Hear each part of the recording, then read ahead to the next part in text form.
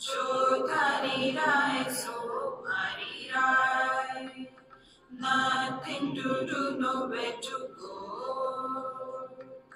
देखो सुनो मत बोलो, wherever, whenever, whatever you are, be 100% करे नाटक, किसी को आओ मत कहो, किसी को जाओ मत कहो, ना कुछ पाना ना कुछ खोना। Who asked you live at zero complaint level? मौज में रहो, be happy.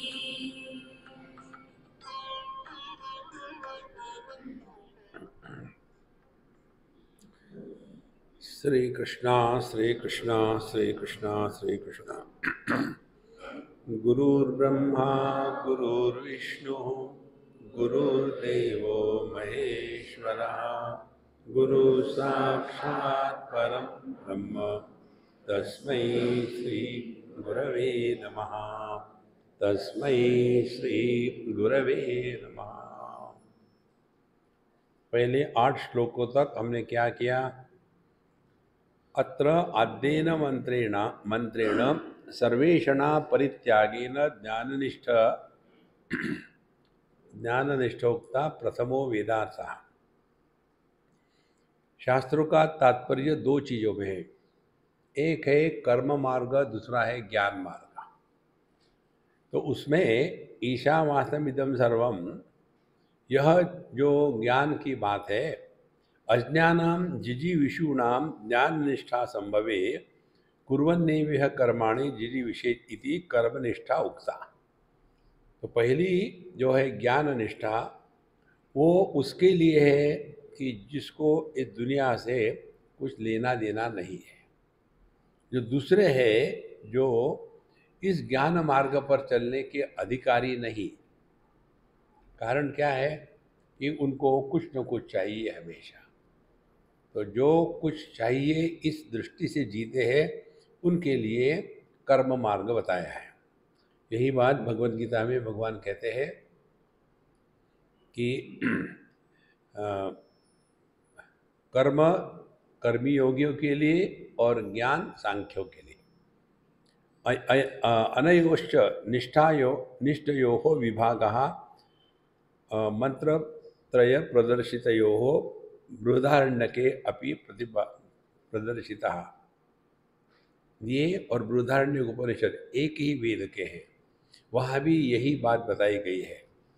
वहाँ उदाहरण देते हैं, सो कामयत जायामे स्यात् इत्यादिना अज्ञश्च कामिनः कर्माणि इति।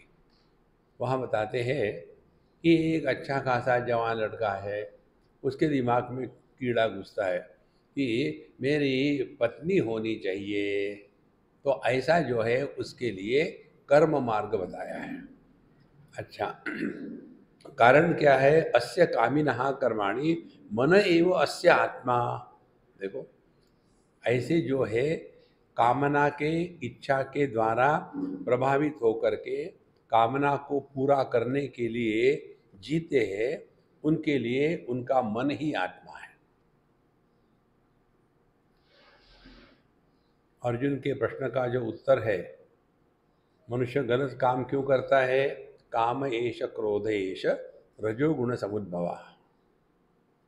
यह जो कामना, काम या क्रोध है, इसी के द्वारा न चाहते हुए भी व्यक्ति गलत मार्ग पर चल पड़ता है। और फिर क्या उसका परिणाम? काम वो है महा अशनहा। काम की भूख कभी शांत नहीं होती,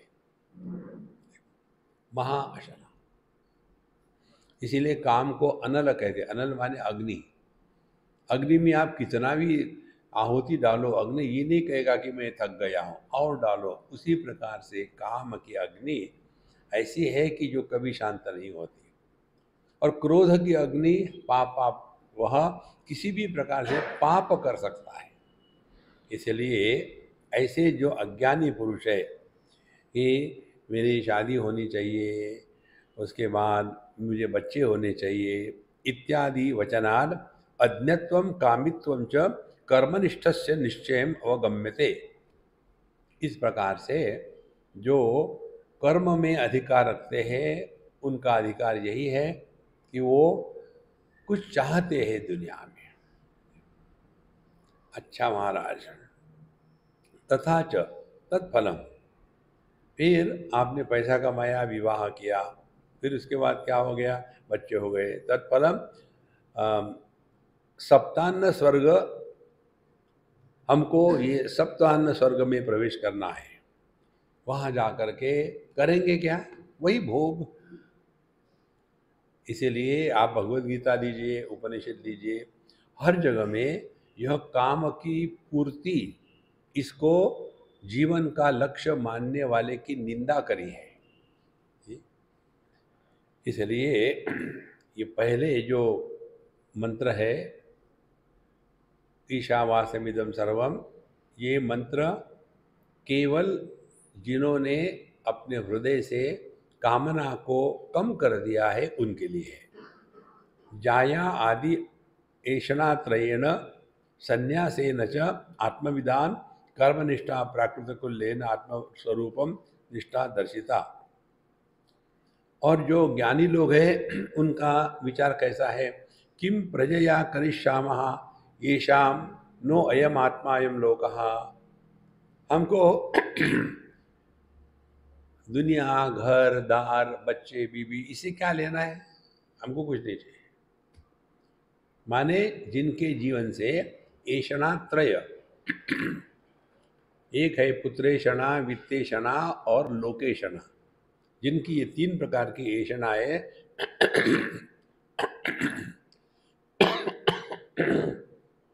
समाप्त हो गई है, उनके लिए यह ज्ञान मार्ग है। ये तो ज्ञाननिष्ठा सन्यासिना तेषाम, और जो ज्ञान अनिष्ठ सन्यासी है, यदि वो भी ज्ञान के मार्ग पर चल के फिर कामना करते हैं तो कहते हैं असुरिया नाम ते लोका। फिर वो असुरिया नाम लौका माने फिर इस दुनिया में झटके खाते रहते हैं। इस प्रकार से 2 प्रकार के मार्ग हमारे शास्त्रों ने बताए हैं, निवृत्ति मार्ग और प्रवृत्ति मार्ग। अच्छा, इसमें प्रवृत्ति मार्ग का वहाँ हमको उसकी निंदा नहीं करनी।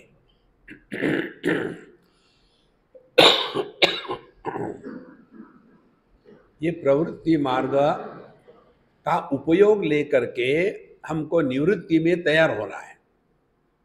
कैसे, तो कर्माणि चित्त शुद्ध्यर्थम, कर्म इसलिए करें कि अंतःकरण शुद्ध हो। शुद्ध अंतःकरण वो है, उसके 2 अर्थ बताते हैं। शुद्ध अंतःकरण वो है जिसमें काम का प्रभाव कम हो जाता है, और इसका दूसरा अर्थ ये है, शुद्ध अंतःकरण वो है जहाँ तत्व जिज्ञासा जागृत हो जाती है कि ये दुनिया क्या है, मैं कौन हूँ, ईश्वर कहाँ है, कौन है, आध्यात्मिक साधना माने क्या। यह जिज्ञासा जिस अंतःकरण में जागृत हो जाती है उस अंतःकरण को शुद्ध अंतःकरण कहते हैं। तो ते अत्र अधिकृता न कामिना इति तथा च शेता शतराणां मंत्रोपनिषदो अत्याश्रमेभ्यः परमं पवित्रं प्रोवाच। अच्छा महाराज, अब इसके पश्चात यह जो दूसरा प्रसंग शुरू होता है, कर्म और उपासना। कर्म अंतःकरण को शुद्ध करने के लिए, उपासना अंतःकरण को एकाग्र करने के लिए। हमारी समस्या ये है, एक तो हमारा अंतःकरण शुद्ध नहीं है, हमेशा कुछ ना कुछ चाहिए चाहिए चाहिए, काम काम काम। और दूसरी बात, उस कामना के कारण हमारा मन एकाग्र नहीं हो सकता। एकाग्र नहीं होना माने किसी भी एक वस्तु में टिकता नहीं। देखो, 3 प्रकार के लोग बताते हैं एक वो है जो प्रारंभ शूर होते हैं, कुछ करना है, हाँ हाँ हम करेंगे, उसके बाद नहीं बाद में करेंगे। दूसरे वो है, वो शुरू करेंगे, बीच में जाके छोड़ देंगे, पूरा नहीं करेंगे। और तीसरे वो है कि जो शुरू करके किसका भला हुआ है, किसने देखा है अध्यात्म क्या है, छोड़ो खा के सो जाओ।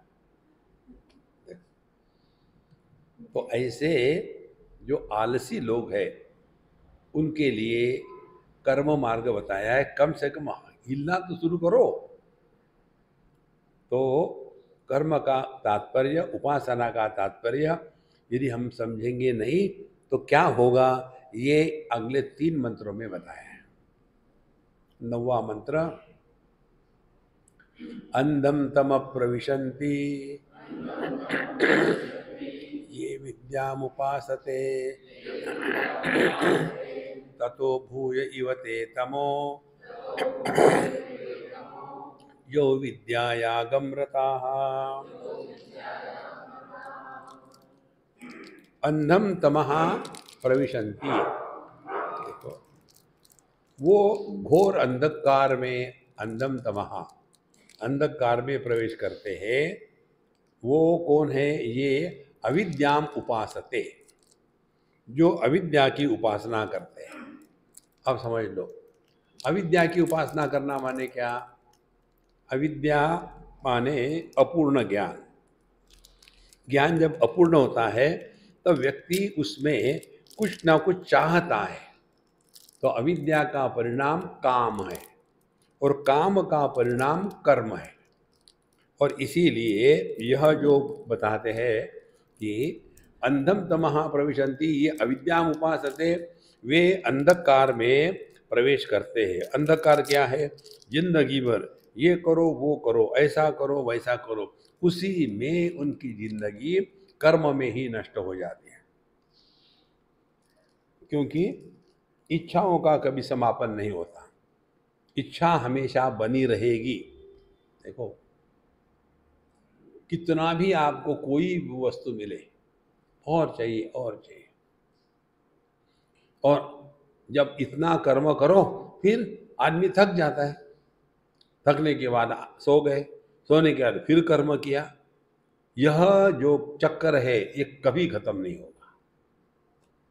अंधम तमः प्रविशन्ति ये अविद्याम उपासते, कर्म का फल थकावट, फ्रस्ट्रेशन इत्यादि होता है। अच्छा, यहाँ बड़ा विचित्र बात है, ततो भूय इव ते तमः, इससे भी ज्यादा घोर अंधकार में वो प्रवेश करते हैं जो विद्या में लगे हुए हैं। अविद्या में जो लगे हैं वो अंधकार में प्रवेश करते हैं, विद्या में जो लगे हैं वो और घोर अंधकार में प्रवेश करते हैं। अच्छा हो गया हम विद्या में नहीं लगे।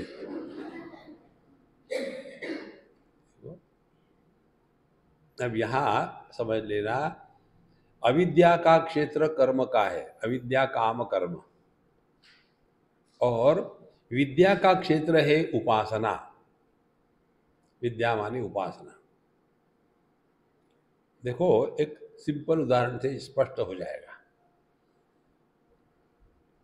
जो मनुष्य हमेशा और चाहिए पैसा, और चाहिए पैसा, इसमें लगा रहता है, वो कभी आलसी नहीं होता। देखो जो व्यक्ति बहुत सारी धन दौलत कमाना चाहता है, ऐसा व्यक्ति आलसी कभी नहीं होता। और जो दूसरा है लेजी, वो भोग में लगा है। देखो जो वर्कोहोलिक है, जो अनेक प्रकार के कर्मों में लगा हुआ है, उसको तो निवृत्त होने की बुद्धि हो सकती है, बहुत हो गया यार, अभी नहीं, कोई बहुत हो, इनफ इज इनफ नो, ये मेरे लिए काफ़ी है पूरी जिंदगी भर के लिए, विड्रॉ हो सकता है। लेकिन जो भोग में फंसा है, देखो भोगी व्यक्ति कभी निवृत्त नहीं होता, मरते दम तक भोग भोग भोग करना है। इसीलिए, और ये उपासना किस लिए होती है? उपासना भगवान के लिए होती है। एक बार एक लड़का, पूना का ही, पुनेरी ब्रांड, निकला और मुझे मिला वही पुणे में। स्वामी जी मुझे आशीर्वाद दो। मैं किस लिए दूँ आशीर्वाद? बोले मैं यहाँ से गाणगापुर जा रहा हूँ पैदल, और वहाँ जा कर के मैं कुछ करूँगा, पूजा पोथी वगैरह।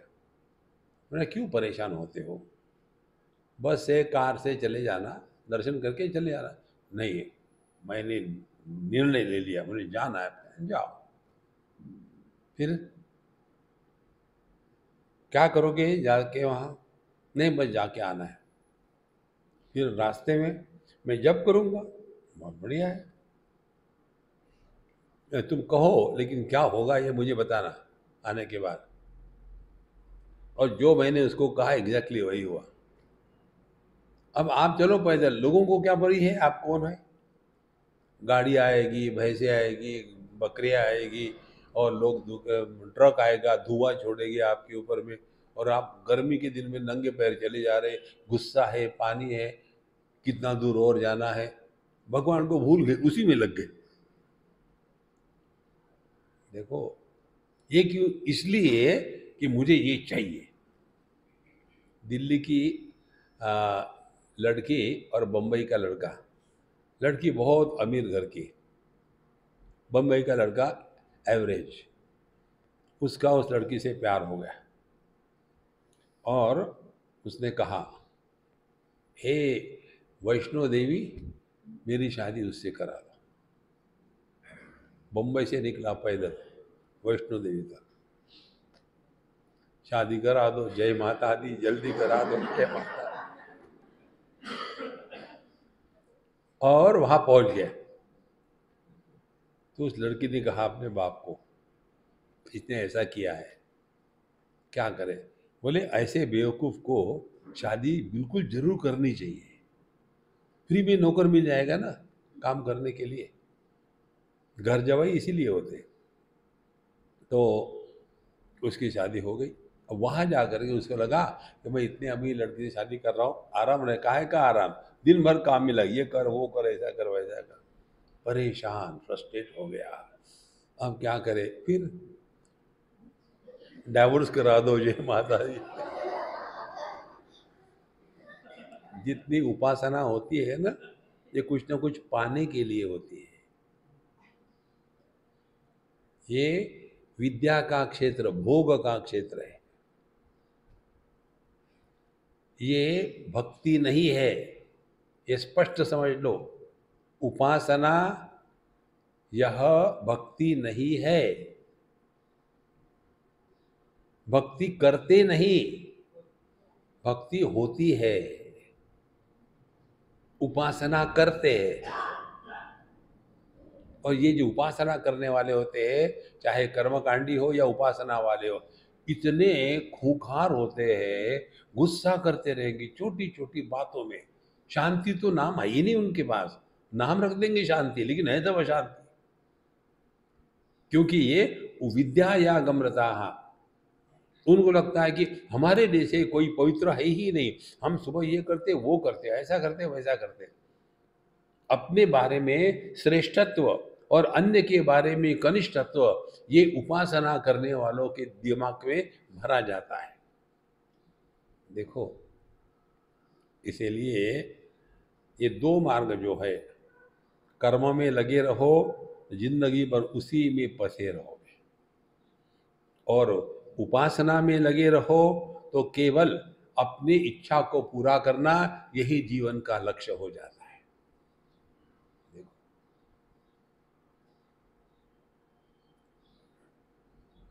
कारण क्या है? इन्होंने इस कर्म और उपासना का तात्पर्य समझा नहीं। भगवान शंकराचार्य कहते हैं, कदम पुनः पुनः एवं अवगम्यते न तो सर्वेषामिति। जो पहला मार्ग है ज्ञानी का मार्ग, वो सबके लिए नहीं। कैसे कहते हैं आप?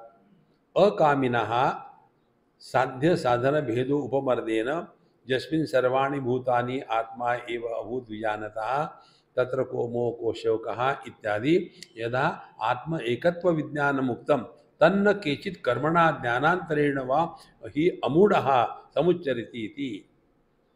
तो जो बताया है ज्ञानी कौन है? जिसके ज्ञान में सब कुछ विश्व अपना ही विस्तार है, इसीलिए उसके अंतःकरण में कामना नहीं होगी। तो कामना में रह करके जीना यह अज्ञान का क्षेत्र है, और कामना से मुक्त होकर के जीना यह ज्ञान का क्षेत्र है। और इसीलिए ये यह तो समुच्चया अविद्वान निंदा क्रियते। इसलिए ये समझ मत लेना कि हम बड़े अच्छे हैं, गुड़ी गुड़ी है, हमने किसी का बुरा नहीं किया, हम तो सबका भला चाहते हैं। इससे कुछ नहीं होता। बुरा करने के लिए भी हिम्मत चाहिए। देखो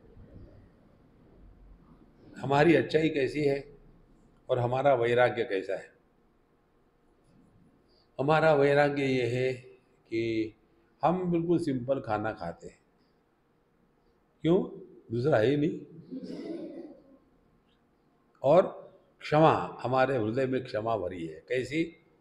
हमारे बम्बई में चर्च गेट में सुबह 9 बजे पूरी बम्बई ऐसी समुद्र से जैसे लहरें आ जाए वैसे मनुष्यों की लहरें आ जाती है, सुनामी। उस समय आप घुसो उसमें विरुद्ध दिशा में, और एक मोटे तगड़े आदमी को देखो और उसको रोको और पूछो, बेवकूफ़ कहाँ जा रहे हो? देखो क्या होता है। मंत्र शक्ति है। बेवकूफ़ कहाँ जा रहे हो मंत्र है। ऐसा कहो तो क्या होगा? वो एक इतना कस के लगाया कि आप 365 चक्कर काटते रहोगे। और फिर आप उसको कहो, जाओ तुमको माफ कर देता हूँ। कर ही क्या सकते हो तो महाराज। तो ऐसे जो है उनके लिए अध्यात्म नहीं है। एक बार स्वामी विवेकानंद को एक लड़के ने पूछा, मुझे अध्यात्म का मार्ग चलना है। बोले कभी झूठ बोले हो? बोले नहीं। फिर झूठ बोल गया, फिर बताओ। गुड़ी गुड़ी गुड़ी गुड़ी अध्यात्म नहीं होता। स्पष्ट समझ लो। इसलिए जीवन में कर्म भी चाहिए, उपासना भी चाहिए, और कर्म उपासना के द्वारा अंतःकरण शुद्धि और एकाग्रता, ये 2 फल प्राप्त होने के बाद फिर जाकर के तत्व जिज्ञासा के हम अधिकारी बनते हैं। अच्छा महाराज,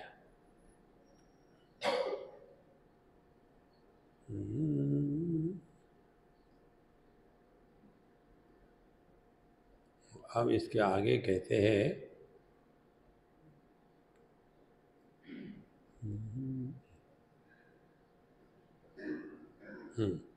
10वां मंत्र, अन्य देवाहुर्विद्यया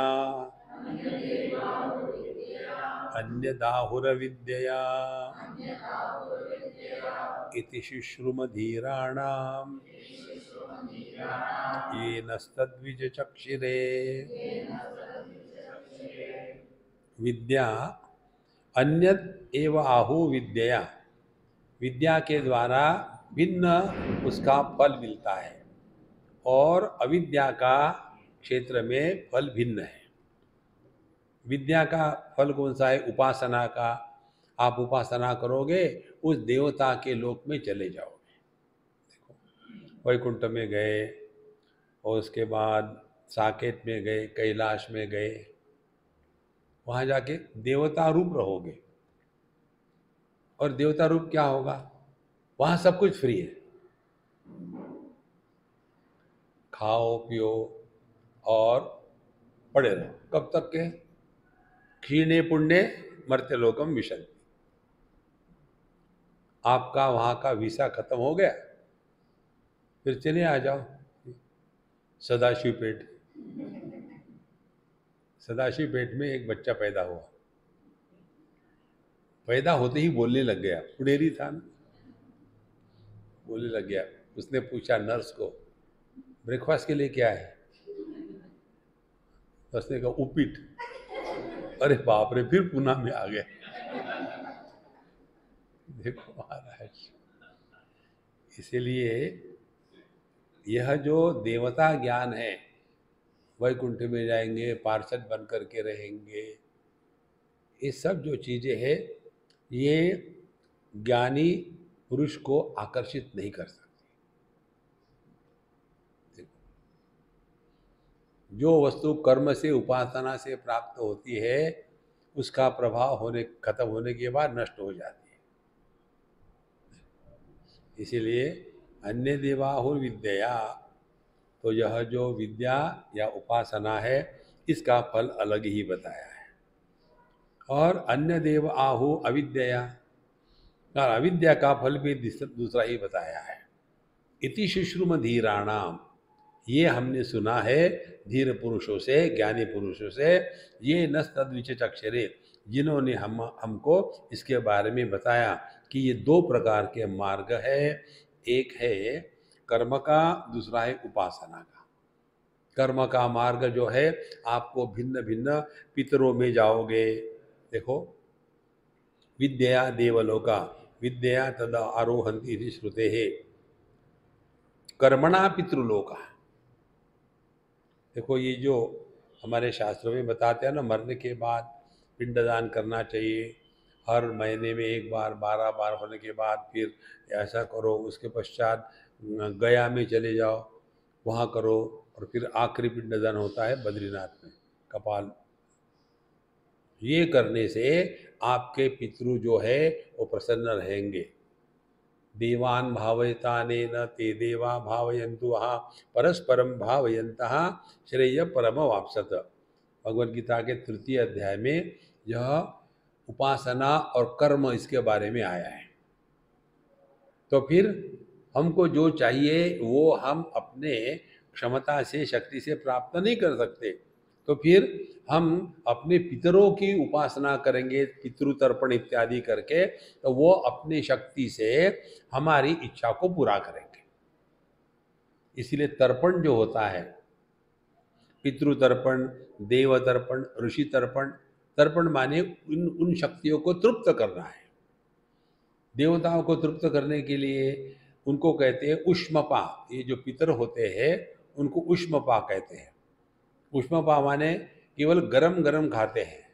जैसे पिंडदान करते हैं, तो पिंडदान जिस चावल के लड्डू से करते हैं वो एकदम गरम गरम होता है, ऐसा नहीं कि फ्रिज में से निकाला रख दिया, नहीं, क्योंकि उसमें से जो भाप निकलती है, वह भाप में उन पितरों का अन्न होता है।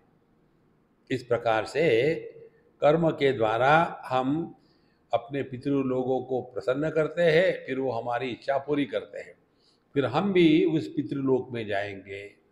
इसी प्रकार से ये नस्तद्विचक्षरे, हमने अपने बड़ों से सब सुना है। और जो उपासना करते हैं वो उन देवताओं के लोक में जाते हैं। भिन्न भिन्न देवताओं की भिन्न पूजा होती है। देखो, जैसे भिन्न मिनिस्टर के पास जाओ तो उनकी भिन्न पूजा होती है। एक मिनिस्टर के पास गए, हमको मकान बनाने के लिए ये मैप पास करना है, फिर उसकी आराधना करो। फिर वो बताएंगे इतनी दक्षिणा है, इतने मंत्र है, ये बैंक अकाउंट है, और तब जा कर के वो देवता प्रसन्न हो गए। इस प्रकार से कर्म और उपासना, इसके द्वारा हम ये द्वैत के क्षेत्र में ही रहते हैं, इससे निकलने का मार्ग नहीं। क्योंकि दोनों जगह में, कर्म में, उपासना में हम कुछ चाहते हैं, तो फिर क्या करें? अब इसके बारे में बताते हैं 11वें मंत्र में। हाँ, विद्यां च यस्तद्वेदो भयगं सः अविद्यया मृत्युं तीर्त्वा विद्यया अमृतमश्नुते। तो जीवन कैसा होना चाहिए? संतुलन हो उसमें। देखो, जीवन में संतुलन आवश्यक है। विद्या और अविद्या। अविद्या माने कर्म, विद्या माने उपासना। कर्म होता है अपने शरीर से या अपने जीवन से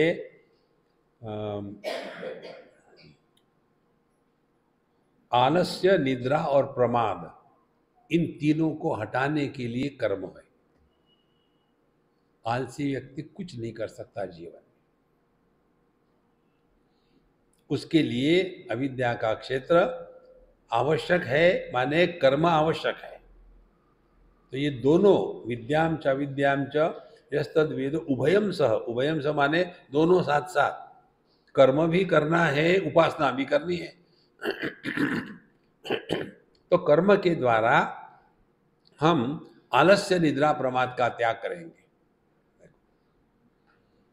अब उपासना के द्वारा से अविद्या मृत्यु तीर्थवा। अविद्या माने कर्म के द्वारा हम मृत्यु को पार कर जाते हैं। मृत्यु क्या है? प्रमादम वही मृत्युर्ब्रवीमि। एक ग्रंथ है, बड़ा सुंदर ग्रंथ है, सनत सुजातीय। वहाँ सनत कुमार जी गुरु महाराज है और धृतराष्ट्र शिष्य है। वहाँ बताते हैं कि मृत्यु असंभव है। देह की मृत्यु माने क्या? पंच महाभूतों को वापस कर दिया, जहाँ से लिए थे वापस कर दिया। फिर जीव जो है वो एक देह से दूसरे देह में जाता है, वो मरता है नहीं, वो अखंड है। देखो, उसके पश्चात परमात्मा या आत्मा जो है वो भी नहीं मरता। तो चाहे हम अपने आप को देह माने या जीव माने या आत्मा माने, तीनों ही परिस्थिति में मृत्यु असंभव है।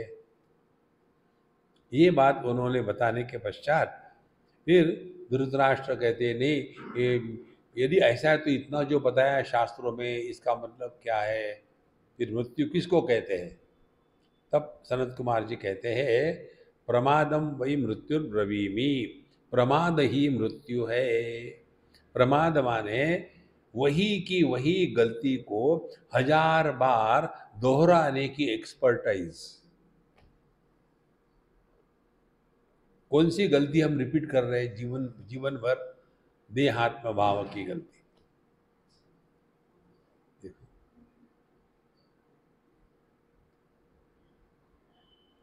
हम आनंदी में है, यही 1400 साल इतना श्रेष्ठ जीवन जीने के बाद सांगदेव महाराज आए और फिर उन्होंने मुक्ताबाई से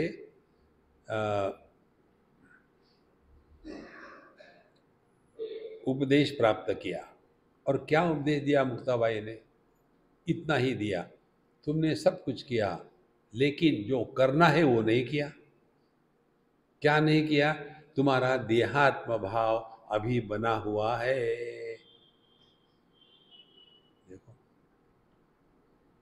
जब तक के देहात्म भाव बना रहेगा तब तक आप कुछ भी करो, कुरुते गंगा सागर गमनम मृत परिपालम समाधानम, कुछ नहीं होने वाला। इसीलिए अविद्या मृत्युम तीर्थवा। मृत्यु अविद्या के द्वारा पार करते हैं, माने हम अपने जीवन से आलस्य, निद्रा और प्रमाद, इन तीनों से मुक्त हो जाते हैं। और इसीलिए शास्त्र बताते हैं कि जीवन में अपने आप को किसी उच्च कार्य के साथ जोड़ के रखो। Keep occupied busy through out life. Free में जब जीवन में कुछ नहीं लेना चाहिए। देखो, बहुत बड़ी बात है। एक बार एक शिष्य ने, हमारे फ्रेंड ने पूछा, स्वामी जी आप मुझे बताइए, मैं क्या साधना करूं? हमने जो पढ़ा है वो क्या झाड़ू था क्या? नहीं, मेरे लिए विशेष साधना बताइए, क्या करूं? मैंने उसको कहा, जिस दिन तुम सत्संग करोगे नहीं, सुनोगे नहीं, शास्त्रों का अध्ययन करोगे नहीं, केवल आलसी खा करके भैंस के जैसे लेट जाओगे, उस दिन तुमको खाना खाने का अधिकार नहीं है। देखो, सेवा करो, जो जो आपकी एक्सपर्टाइज है वो करो, फ्री में कुछ नहीं। ये मृत्यु है। ऑस्ट्रेलिया में जो एब ओरिजिनल जिसको कहते हैं, वो एक्चुअली ओरिजिनल है। ये इंग्लैंड के सब चोर उचक के वहाँ जा कर के ओरिजिनल बन गए और उनको एब ओरिजिनल कहते हैं। तो वहाँ जा कर के उन्होंने क्या किया, उन पहले तो मारा उनको, और जो कुछ बचे थे उनको सब फ्री देना शुरू कर दिया। खाना फ्री, कपड़ा फ्री, रहना फ्री, दारू free, cigarette free, drugs free. ये सब फ्री मिलने के बाद कौन काम करेगा? पूरी की पूरी उनकी पीढ़ी खत्म कर दी। देखो महाराज, मनुष्य अपना सत्यानाश करता है, ये समझ में नहीं आता। इसीलिए अविद्या मृत्युम तीर्थवा, कर्म के द्वारा ही हम अपने इस आलस्य निद्रा प्रमाद, प्रमादम वही मृत्यु ब्रवीवी, इससे हम ऊपर उठ सकते हैं। कितनी महत्व की बात है। जैसे आप समझो कोई जॉब कर रहे हो, तो आप तो सबऑर्डिनेट हो गए, और उस समय आपके बॉस ने आपको कुछ उल्टा सीधा कह दिया, तो कितना गुस्सा आता है। मुझे ऐसा कहा, देखो, गुस्सा है माने क्या, हमने अपने ये देहात्म भाव को सत्य स्वीकार किया, और कुछ नहीं। तो अविद्या मृत्युम तीर्थवा, तो ये बात हमको सबको समझनी है। जीवन में फ्री का धंधा मत रखो अपने जीवन में।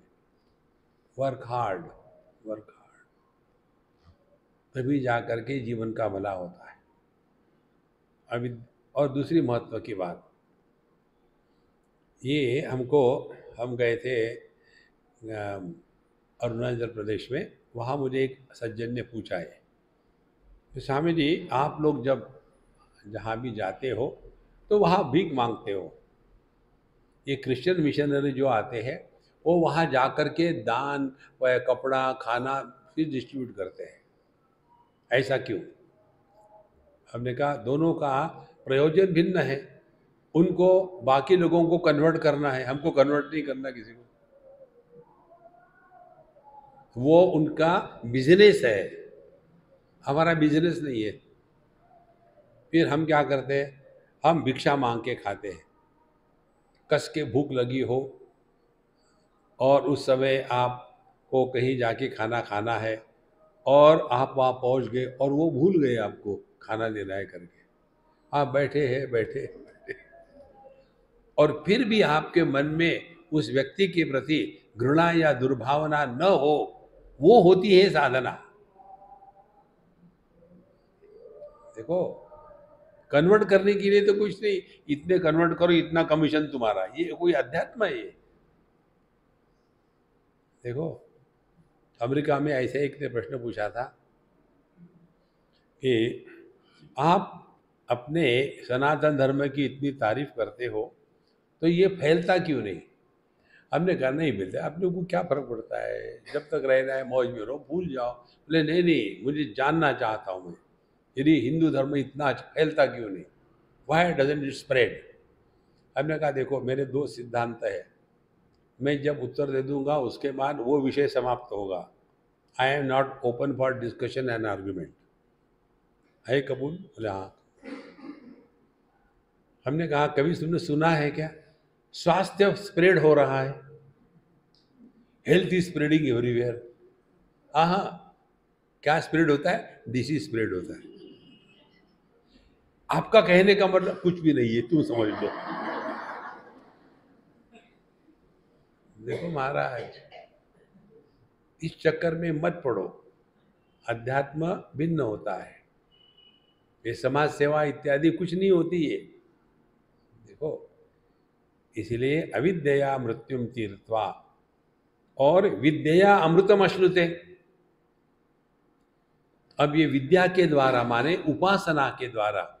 उपासना क्या बताती है कि ये देह का नाश होने के बाद मैं स्वर्ग में जाऊंगा, वहाँ इतने दिन रहूंगा, फिर वापस आऊंगा, माने हमने अपने मृत्यु को टाल दिया है। इसीलिए विद्या अमृतम अश्नुते। तो यही जो अमृतत्व है ये सापेक्षता का है, परिपूर्ण नहीं है। लेकिन कम से कम ये तो बात है, इस जन्म में नहीं हम रियलाइज हो सके, कोई बात नहीं, अगले जन्म में हो जाएंगे। ऐसे नहीं कि लास्ट डे आ गया, गाड़ दिया, वेट करते रहो, जब तक कि सब नहीं गाड़ेंगे तब तक डिसीजन हो ही नहीं सकता। देखो, इसीलिए 3 बातें स्पष्ट होती है हमारे शास्त्रों में। पहली बात है देहात्म भाव की निवृत्ति, यह साधना का पहला पक्ष है। उसके लिए कर्म करेंगे तो आलस्य निद्रा प्रमाद से मुक्ति होने की संभावना है। और उसमें फिर हमको लालच दिखाई जाती है, ये करोगे तो वो मिलेगा, वो करोगे तो वो मिलेगा। तो इसके द्वारा व्यक्ति कर्म में लग जाता है। अपने आप को कभी भी जीवन में एक भी दिन छुट्टी नहीं होती। 365 डेज आर वर्किंग डेज। छुट्टी मत लो, छुट्टी की छुट्टी करो, कीप ऑक्युपाइड। आप देखेंगे बुढ़ापे में दुख का कारण समय की कमी नहीं, बहुत समय है, अब क्या करूं क्या करूं क्या करूं, फिर बहू बेटे उनको परेशान करो। इतना बिजी होना चाहिए, मरने को टाइम नहीं यार, क्या इतना बिजी होना चाहिए, तब जीवन परिपूर्ण होता है। इसलिए अविद्या मृत्युम तीर्थवा। अब ये अपने को बिजी रखने का एक उदाहरण आपको देते हैं। आपका जो क्षेत्र है उसी क्षेत्र में रहो आप। एक हमारे मित्र है बेंगलोर के, अभी तो काफ़ी बूढ़े हो गए, 90-80 के बीच में ही ऐसे क्यों तो भी है।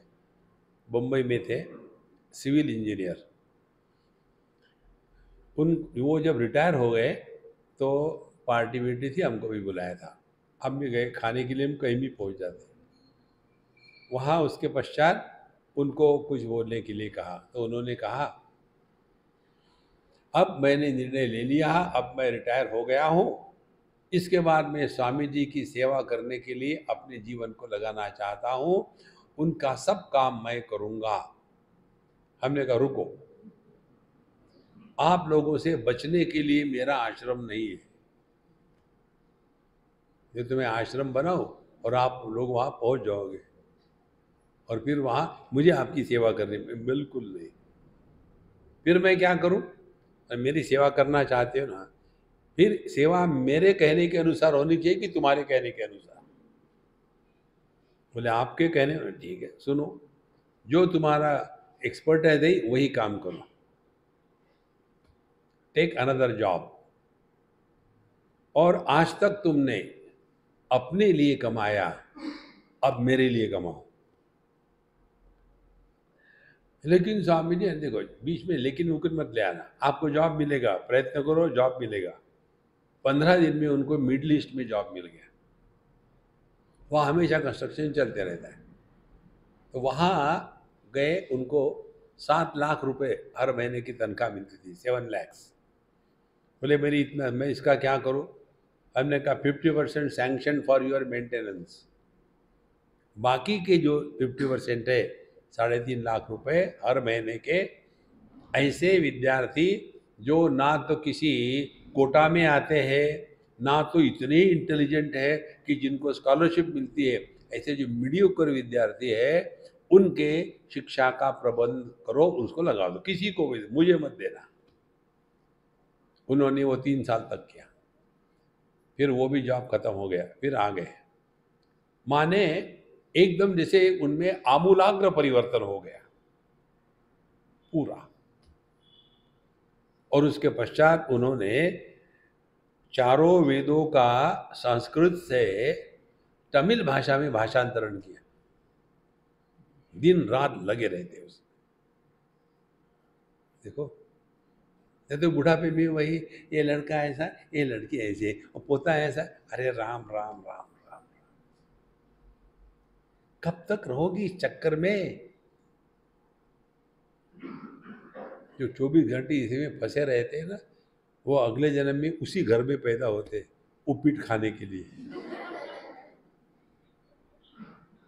देखो, एक इंदौर की बात है, एक अम्मा का पोता पैदा हो गया। वो इतना उस अपने दादी से चिपका रहता था, एक क्षण छोड़ने को तैयार नहीं। अब जब छोटा है तब तक तो ठीक है, फिर 6 महीने, साल, 2 साल, 4 साल, 7 साल, दादी को छोड़ने को तैयार नहीं। ये साड़ी मत पहनो, वो मत पहनो, उससे बात मत करो, ये मत करो, ऐसा करो। अब ये परेशान कि ऐसा ये क्यों करता है। तो पंडित को दिखाया, पूजा पोथी की, उन्होंने बताया ये तुम्हारा इसी जन्म का पति है। वो इतना आसक्त था अपने पत्नी के साथ, मरने के बाद उसी घर में पोते के रूप में आया। देखो, जन्म जन्म का साथ है।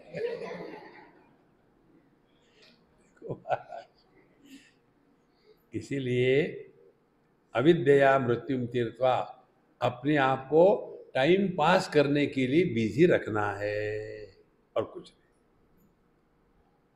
इतना बिजी रखो कि बिस्तर पर पड़े पड़े पड़ी नींद आ गई। अरे ये तो कुछ भी नहीं, हमको तो सत्संग में भी आ जाती, पढ़ने की भी जरूरत नहीं। तो आप धन्य हो।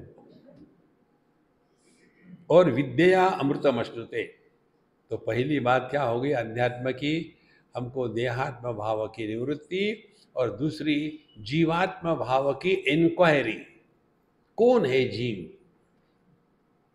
देखो, एक कॉलेज के लेक्चर के बाद एक ने प्रश्न पूछा था, स्वामी जी हु एम आई? तो मैंने उसको कहा, सच बताऊं कि झूठ बताऊं? बोले एक आध बार तो सच बोला करो। तो हमने कहा ठीक है, सुनो, तुम बेवकूफ़ हो। तो जब कहा बेवकूफ़ हो तो बोले, do you think Bhagwan Raman Maharshi? I said no, he didn't ask me this question, you ask me this.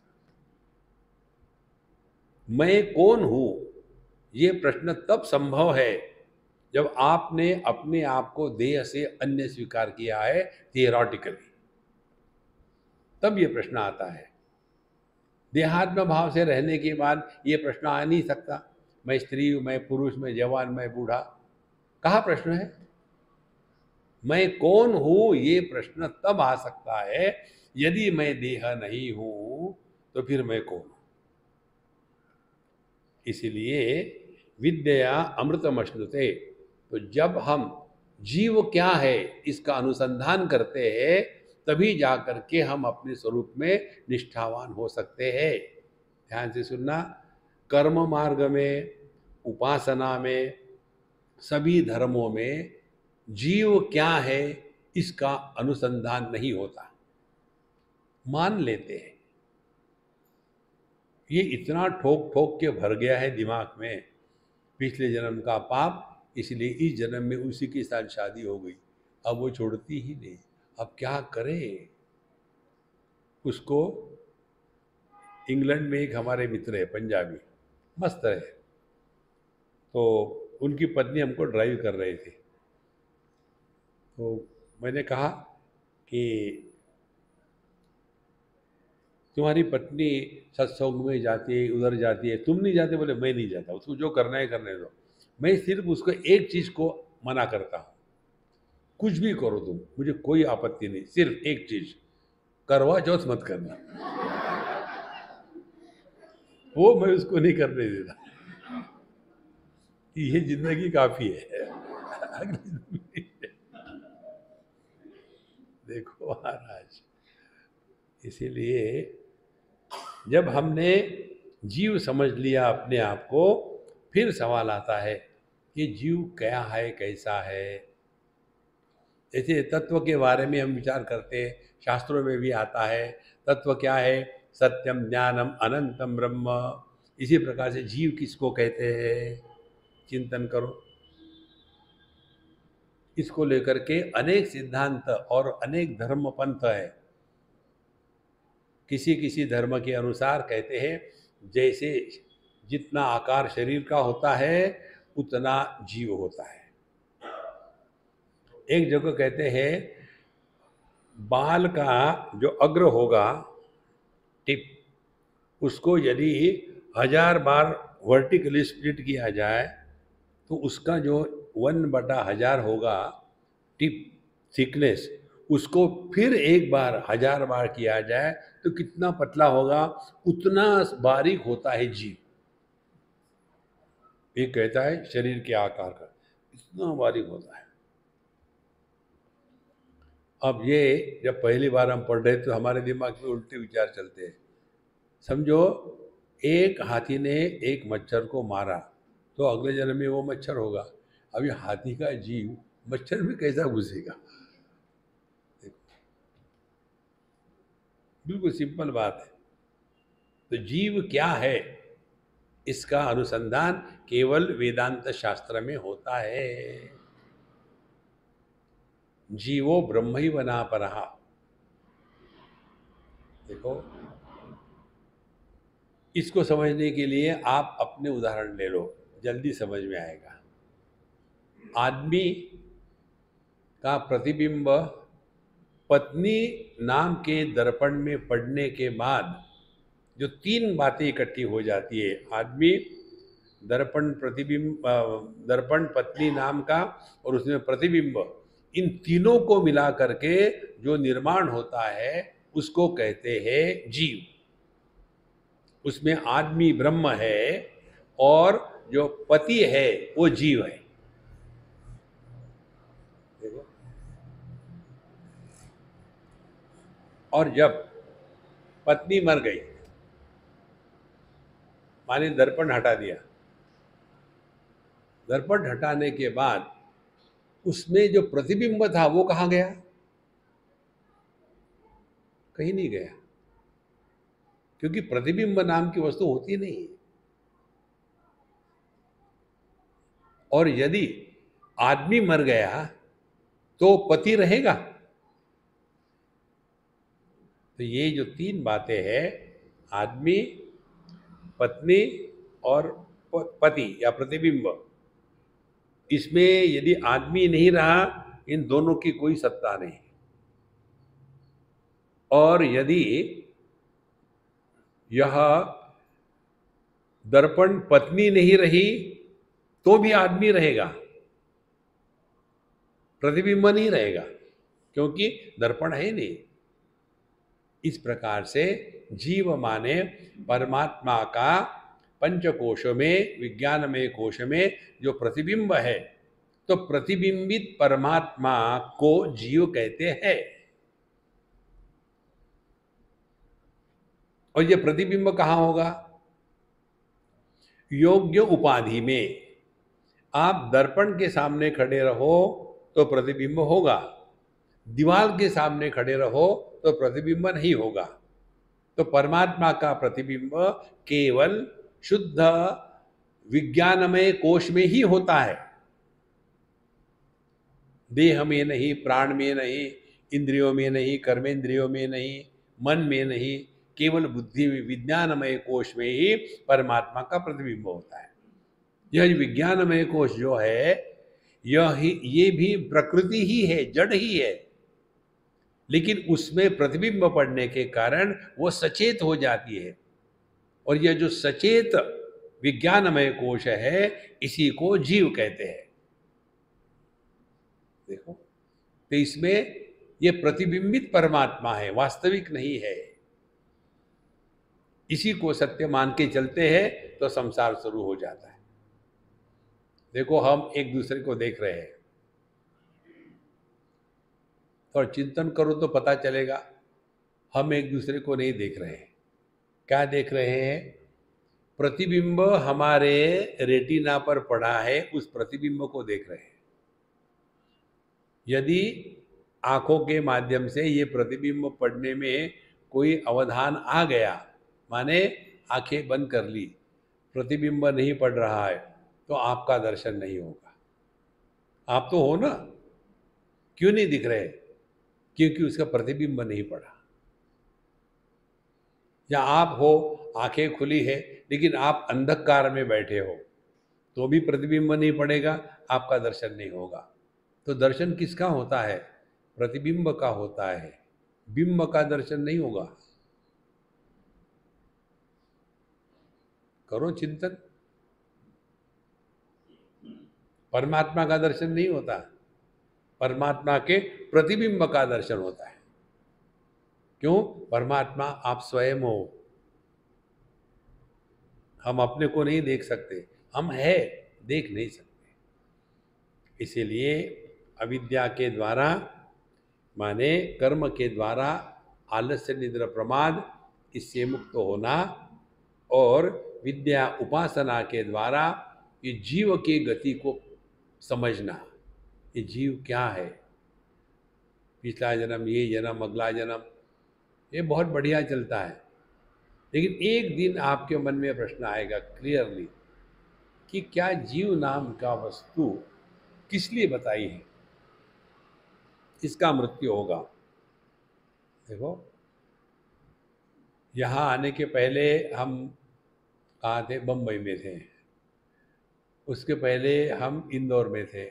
उसके पहले हम कलकत्ते में थे। उसके पहले हम तिनसुकिया में थे।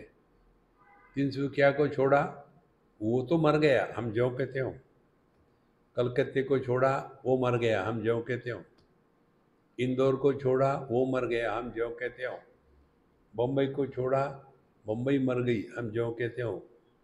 11 तारीख को आळंदी छोड़ देंगे, आळंदी मर गई, हम ज्यों के त्यों। कब मरे? बचपन छोड़ा, हम ज्यों के त्यों।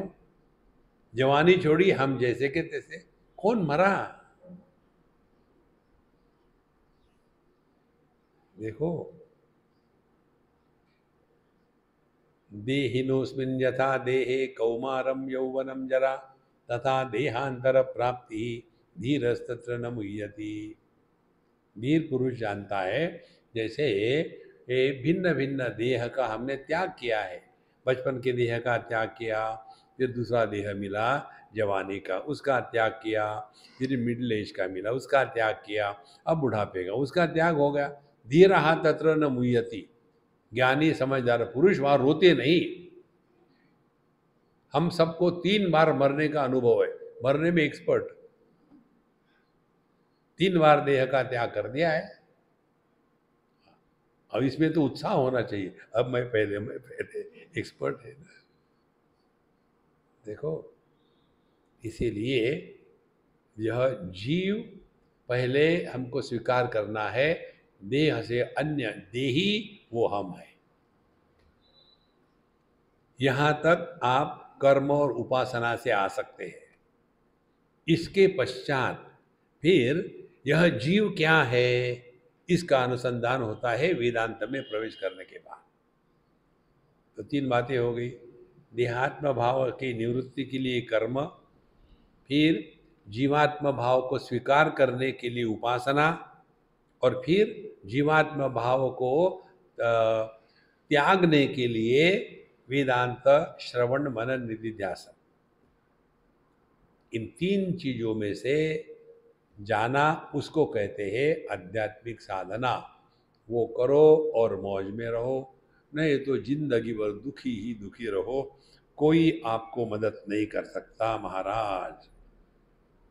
विद्या कर्मणा अग्निहोत्रादीनि मृत्यु स्वाभाविकम कर्म ज्ञानम च मृत्यु शब्दवाचम उभयम तीर्थवा अतिक्रम्य विद्या देवता ज्ञानेन अमृतत्वं देवतात्म भाव श्रुते प्राप्नोति। देखो, यही हमने आपको बताया, अविद्या के द्वारा, कर्म के द्वारा हम आलस्य निद्रा प्रमाद से मुक्त हो जाते हैं, और जो उपासना है उसके द्वारा हम अपने आप को जागृत करते कि हम देह नहीं है, जीव है। अच्छा, इन दोनों का जो फल होगा, यदि हमने साथ साथ ये दोनों किए तो उसका क्या फल होगा, ये बात यहाँ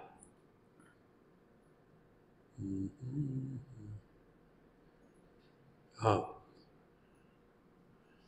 अधुना व्याकृत अव्याकृतयोः उपासनयोः समुच्चिशया प्रत्येकम निंदा उच्यते। देखो, अब इसके बाद केवल एक ही करे, या तो कर्म करे या उपासना करे।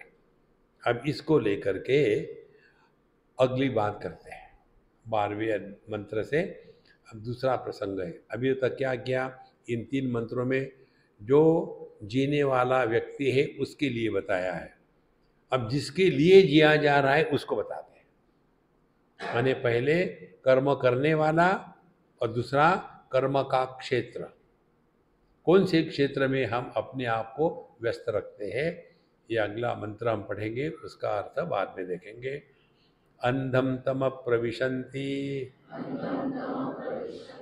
ये संभूतिमुपासते ततो भूय इव ते तमो यौ संभूत्यागं रताः।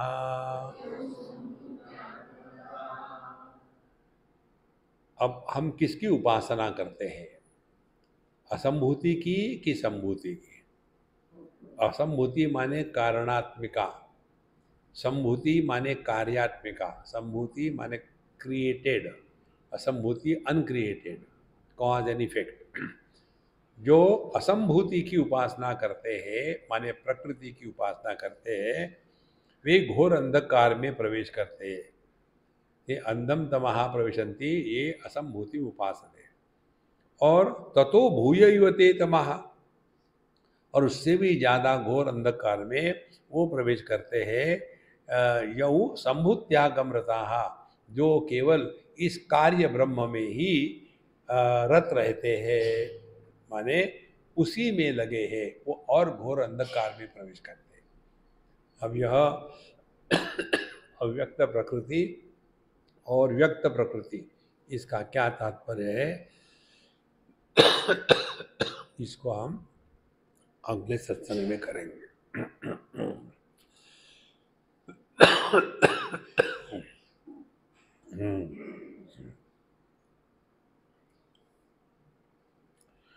ओम पूर्णमदः पूर्णमिदं